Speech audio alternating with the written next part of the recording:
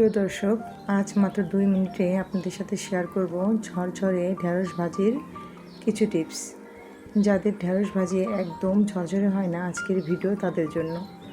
চলুন দেখি। প্রথমে কড়াইয়ে আমরা তেল গরম করে নিচ্ছি। এরপরে আমরা তেলটা গরম হয়ে আসলে দিয়ে দেব কিছু পেঁয়াজ কুচি, এর সাথে দিয়ে দেব কিছু কাঁচামরিচের ফালি।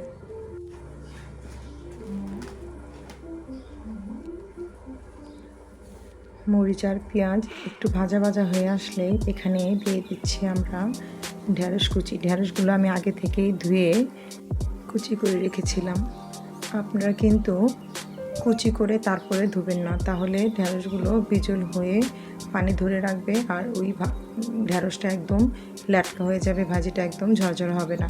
তাই ধুয়ে পানিটা ঝরিয়ে তারপরে কুচি করে নেবেন এবং ঢেঁড়সটা ভাজার সময় বেশি ঢাকবেন না। যদি খুব বেশি ঢাকাঢাকি করেন তাহলে ঢেঁড়সটা গলে ভাজাটা একদম ল্যাটকা হয়ে যাবে। ভাজাটা ঝরঝরা করার জন্য আমরা ঢেঁড়সটা ঢাকবো না, মিডিয়াম আঁচে ঢাকনা খোলা অবস্থায় একটু হালকা নাড়াচাড়া করে ভাজলেই হবে। এ পর্যায়ে আমি স্বাদ মতো লবণ দিয়ে দিচ্ছি।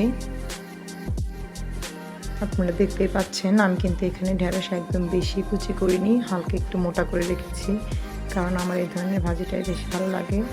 আমি এখানে একবার একটু ঢেকে দেবো হালকা 4 থেকে 5 মিনিটের জন্য, হালকা একটু ঢেঁড়সটা সিদ্ধ হওয়া পর্যন্ত।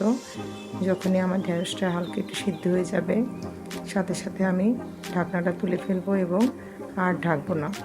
এই ঢাকাতেই আমার ঢেঁড়সটা হয়ে যাবে। ঢাকনাটা খুলে তারপরে আমি জালটা হালকা একটু বাড়িয়ে নাড়াচাড়া করে দেব। দেখুন আমার ঢেঁড়সটা সিদ্ধ হয়ে গেছে। এখন আমি ঢাকনাটা তুলে দিচ্ছি। আমি কিন্তু আর ঢাকনাটা ঢাকবো না, আমার ঢেঁড়সটা সিদ্ধ হয়ে গেছে। এখন আমি নাড়াচাড়া করে দেব। এইভাবে নাড়াচাড়া করেই আমার ঢেঁড়সটা ভাজতে হবে, আমি আর ঢাকবো না ঢেঁড়স।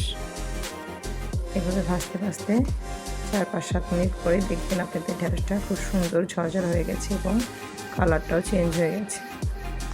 আমার ঢেঁড়স রেডি। দেখুন কি সুন্দর ঝরঝর হয়ে গেছে। ভিডিও ভালো লাগলে লাইক কমেন্ট করে পাশে থাকবেন। আল্লাহ হাফেজ।